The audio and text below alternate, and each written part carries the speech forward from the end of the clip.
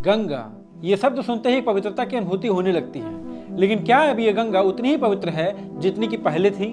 हमेशा से सुनते आए हैं कि गंगा जी में डुबकी लगाने से जीवन के सारे पाप धुल जाते हैं, लेकिन हमने अपने पापों के अलावा सब कुछ यानी मैल गंदगी इस गंगा में धोना शुरू कर दिया। और ऐसा करते करते आज गंगा मैया इतनी मैली हो गई है कि आज गंगा मैया का अस्तित्व धीरे धीरे समाप्त होता जा रहा है। अब एक बार ये देखिए, ये है सिनानो रिवर, जो कि 350 किलोमीटर तक फैली हुई है। ये जापान की लॉन्गेस्ट और वाइल्डेस्ट रिवर है। ये इतनी लंबी होने के बावजूद भी इस रिवर का पानी आपको कहीं भी पॉल्यूटेड नहीं दिखेगा। वहीं दूसरी तरफ भारत में गंगा नदी का हाल ऐसा हो गया है। पुराने बुजुर्ग बताते हैं कि पहले गंगा जी इतनी साफ थी कि अगर किसी घर में कोई रिश्तेदार आ जाते थे तो उनको ये गंगा जी का पानी पिलाया जाता था, क्योंकि उस समय गंगा जी का पानी बहुत ही मीठा और साफ हुआ करता था। लेकिन आज गंगा नदी का हाल किसी नाले से कम नहीं है। हम भारतीयों के लिए गंगा सिर्फ एक नदी नहीं है, बल्कि हमारी संस्कृतियों से जुड़ा हुआ है। लेकिन ऐसे क्या वजह है कि जो देश एक रिवर को सिर्फ रिवर की तरह देखता है तो वहाँ की नदी बिल्कुल साफ सुथरी है, लेकिन जो देश रिवर को देवी माता का दर्जा देता है, उसको अपनी गंगा मैया कहकर बुलाता है, वहाँ की नदी का हाल ऐसा हो गया है। दोस्तों, गंगा भारत की एक ऐसी नदी है जिसकी उत्पत्ति हिमालय से हुई है, जो पूरे उत्तर भारत के 40% पॉपुलेशन को कवर करती है। ऐसा कहा जाता है कि गंगा अपने पानी को खुद ही स्वच्छ रखती है, जिसका कारण है कि गंगा के जल में पाया जाने वाला पॉजिटिव वायरस और बैक्टीरिया, जो कि गंगा के जल को चाहे कितने ही दिनों तक डिब्बों में बंद रखो वो कभी खराब नहीं होता। लेकिन अब ऐसा नहीं है, क्योंकि गंगा के जल में पाया जाने वाला विषाणु, जीवाणु और गंगा के जल में मिलने वाले हानिकारक केमिकल की वजह से पॉजिटिव बैक्टीरिया धीरे धीरे नष्ट होते जा रहे हैं। गंगा नदी को साफ करने के लिए कई सारे कदम उठाए गए, लेकिन वो सारे एक्सपेरिमेंट फेल होते गए। 2014 में बीजेपी गवर्नमेंट ने अपने 2014 के नए बजट में गंगा को साफ करने के लिए नमामि गंगे के नाम से एक बजट पास किया, जो कि उनके हिसाब से एक बहुत बड़ा प्रोजेक्ट था, जो कि 2016 तक इस प्रोजेक्ट पर $30 बिलियन खर्च कर दिए गए। लेकिन फिर भी इसका कोई बहुत ज्यादा असर देखने को नहीं मिला। आप सभी हमेशा यही सोचते होंगे कि आखिरकार गंगा नदी इतनी पोल्यूटेड क्यों है, जबकि इसको साफ करने के लिए इतना ज्यादा पैसा खर्चा किया जा रहा है। तो इसके साफ सिर्फ और सिर्फ 3 कारण हैं। आप सभी को पता ही होगा कि हम इंसान बहुत ही ज्यादा स्वार्थी होते जा रहे हैं, जो अपने फायदे के लिए कुछ भी कर सकते हैं, और गंगा नदी के साथ कुछ ऐसा ही हो रहा है। पहले मैं आपको वो 3 कारण बताता हूँ जिसकी वजह से गंगा रिवर का ये हाल हुआ है। इसके बाद आप खुद ही समझ जाओगे कि मैं ऐसा क्यों बोल रहा हूँ। पहला कारण ऐसा है जो हमारे हाथों में खुद है, जिसे हम खुद कंट्रोल कर सकते हैं, लेकिन हम उसे अपने स्वार्थ के कारण करते नहीं हैं। वो है रिलीजियस ट्रेडिशंस। हिंदू धर्म के लोग गंगा रिवर को अपनी माता मानते हैं, इसीलिए धार्मिक दिनों में गंगा नदी में लगभग 80 मिलियन लोग स्नान करने आते हैं, नहाने आते हैं। इनमें से कुछ लोग तो ऐसे होते हैं जो नहाते समय अपने कपड़े भी उसी गंगा नदी में धोते हैं, और इसके साथ ही साथ जो पूजा पाठ के सामान होते हैं, फूल वगैरह होते हैं, फ्रूट्स होते हैं, उसको गंगा नदी में बहा देते हैं। इन सब के अलावा जब कोई व्यक्ति मरता है तो उसका अंतिम संस्कार गंगा नदी के किनारे ही किया जाता है। इसके बाद उसके राख को या उसकी आधी जली हुई बॉडी को गंगा नदी में ही बहा दिया जाता है।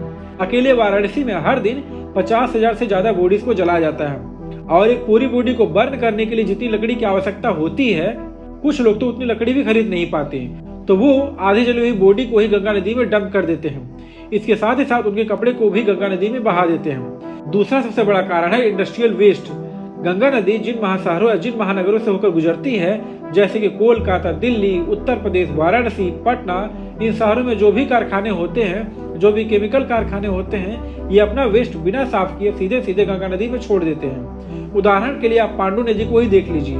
पांडु नदी उत्तर प्रदेश के 5 प्रमुख जिले से होकर प्रभावित होती है। अब मैं आपको बता दूं कि एक कोल फैक्ट्री जिसमें हर साल 6 लाख टन कोयला जलाया जाता है, और उसके जलने से 2,20,000 टन फ्लाई ऐश तैयार होती है, जिसको हम सभी राख बोलते हैं। ये ऐश डोमेस्टिक वेस्ट वाटर के साथ मिलकर पांडु नदी में छोड़ दिया जाता है, और पांडु नदी आगे जाकर गंगा नदी में मिल जाती है, जिसके चलते गंगा नदी का जल प्रदूषित हो जाता है।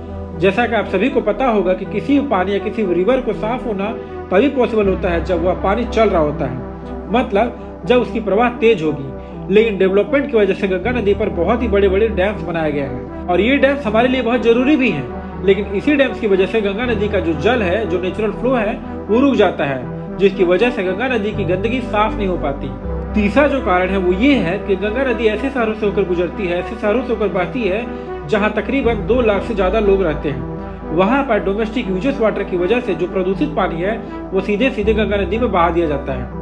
इसके अलावा जो सीवेज ट्रीटमेंट प्लांट्स है, सीवेज का मतलब जैसे घरेलू सुविधाओं से निकलने वाला प्रदूषित जल जिसमें कचरा शामिल होता है, वो इतने सक्षम नहीं है कि वो पूरा का पूरा सीवेज ट्रीटमेंट के लिए कवर कर पाए, जिसकी वजह से गंगा का जल और भी ज्यादा प्रदूषित हो जाता है।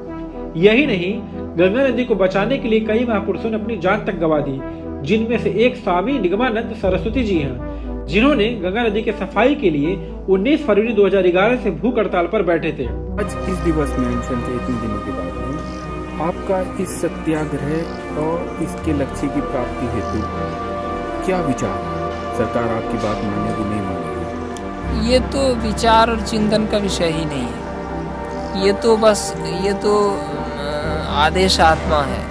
उपनिषद कहती है हम